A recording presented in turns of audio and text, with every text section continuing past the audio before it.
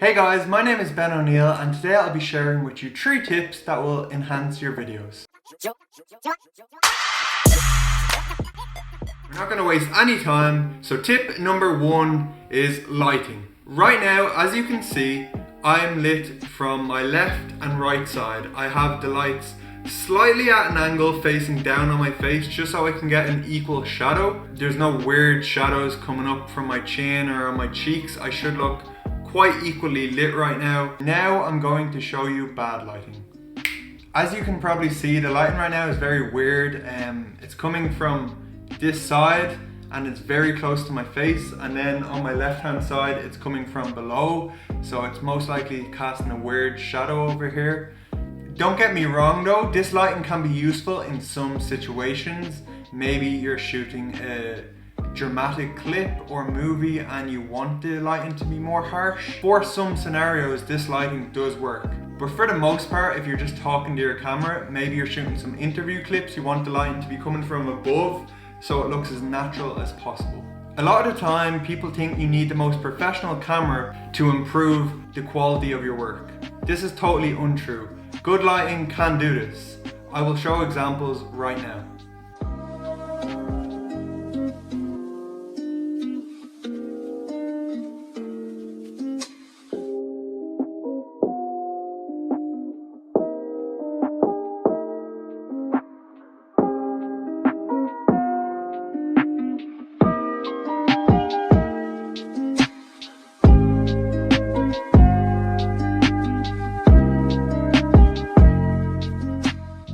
Tip number 2 is composition and depth of your image.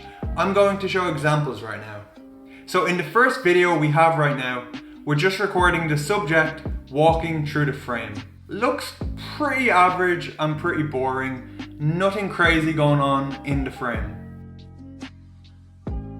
All I've done is move behind the trees and the branches slightly so I can see the foreground, and this adds more depth to our visual. It makes us more immersed and it just makes the actual video clip look more professional. Now I'm going to show an example of the room I'm in right now.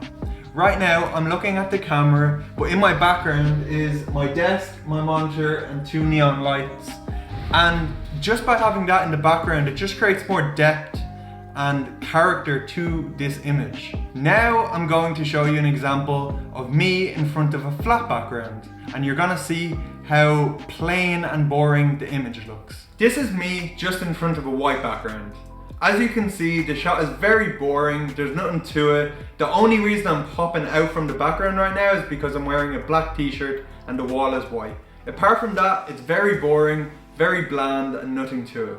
If you want to improve your videos, add as much depth as possible, and I promise you it will really enhance the quality of the video.